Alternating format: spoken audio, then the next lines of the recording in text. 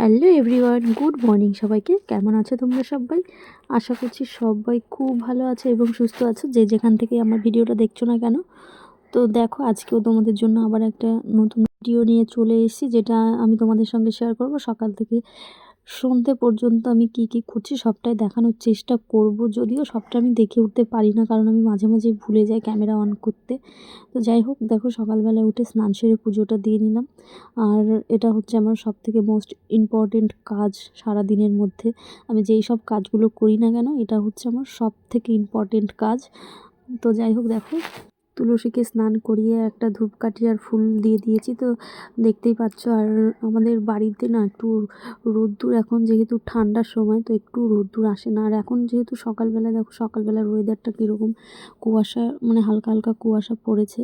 তো খুব বেশি আজকে কুয়াশা নেই, যদিও এখন প্রায় 8:30 বাজে। তো এত বেলা পর্যন্ত তো এমনিতেও কুয়াশাটা থাকে না। তবুও জানি না কেন আজকে একটু মানে মেঘলা মেঘলা হয়ে আছে। তো জানি না রোদ্দুর হবে কি না, মনে তো হচ্ছে না যে আজকে রোদ হবে। তো চলো, পুপুসোনা তো উঠে পড়েছে, অনেকক্ষণই হয়ে গেছে। আমি যখন পুজো দিচ্ছিলাম ও তখনই উঠে পড়েছে। তো দেখো কারেন্ট নেই সকাল থেকেই, কারেন্ট মানে ভোরবেলা থেকেই হয়তো কারেন্ট নেই।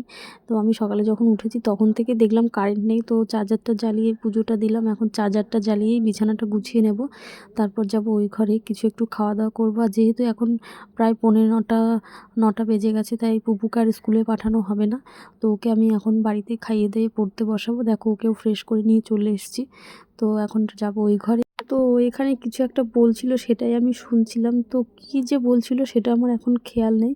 তো হয়তো কিছু একটা বলছিল, তো তখন মানে এখন আমার মনে পড়ছে না, আমি ভিডিওতে ভয়েস দিচ্ছিলাম। তো ওর কথাগুলোই আমি শুনছিলাম চুপ করে। তো দেখো চলে এসেছি। মা চা করেছিল সকালবেলায়, মা খেয়ে রান্না করতে চলে গেছে। আর এখন আমি চাটা গরম করে নিয়ে নিলাম খাবো বলে। নর্মালি কিন্তু আমি লিকার চা খুব একটা খাই না, খুব একটা মানে কি আমি খাইই না।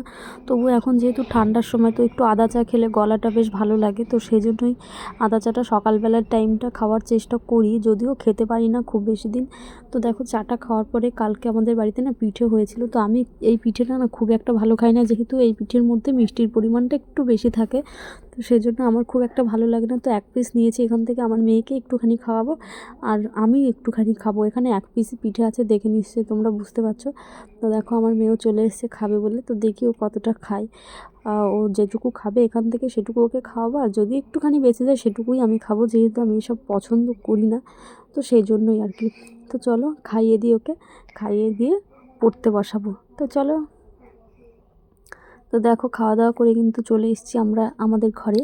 এখন আমি ওকে একটুখানি পড়াবো, যেহেতু আজকে স্কুলটা ও যেতে পারলো না। স্কুলে সকাল টাইমটা কি হয়, মা উঠে যায় ভোরবেলার দিকে। তো উঠে মা সমস্ত কাজকর্ম করে ফেলে। তো আমি উঠতে পারি না, কারণ হচ্ছে আমার পুপুসোনা আমাকে উঠতে দেয় না। আর আমি ওঠার ঠিক মানে 15 থেকে 20 মিনিটের মধ্যে ও উঠে যাবে। তো সেই জন্য মা আমাকে বারণ করে যে ঠান্ডার মধ্যে তোর উঠতে হবে না, আমি তো সমস্তটা করেই নিচ্ছি, তো তুই উঠে মানে সেই জন্যই আর কি ওঠা হয় না। তো দেখো তারপরে আমি সারাদিন কী কী করেছি সেগুলো আর তোমাদের সঙ্গে শেয়ার করতে পারিনি। তো এখন আমি সন্ধে হয়ে গেছিলো এটা সম্ভবত সন্ধেকারেরই ভিডিও। তো যখন সন্ধে দিচ্ছিলাম তখন আর একটুখানি ভিডিও করেছিলাম। তো দেখো বাইরের দিকটা অন্ধকার হয়ে গেছে, দেখতে পাচ্ছ নিশ্চয়ই বাইরের দিকটা অন্ধকার হয়ে গেছে। তুলসী মন্দিরে একটা প্রদীপ দিয়েছি। এখন তো সন্ধে হয়ে গেছে, পুপুসোনাকে এখন আবার একটু পড়তে বসাবো। তো যাই হোক, মাঝখানে আমি অনেক কিছু হয়েছিল যেগুলো আর কি ভিডিও করা হয়নি। তো যাই হোক, পরের ভিডিওটাতে চেষ্টা করব যা সারাদিন আমি কি কি করছি না করছি সেগুলো তো শেয়ার করার জন্য।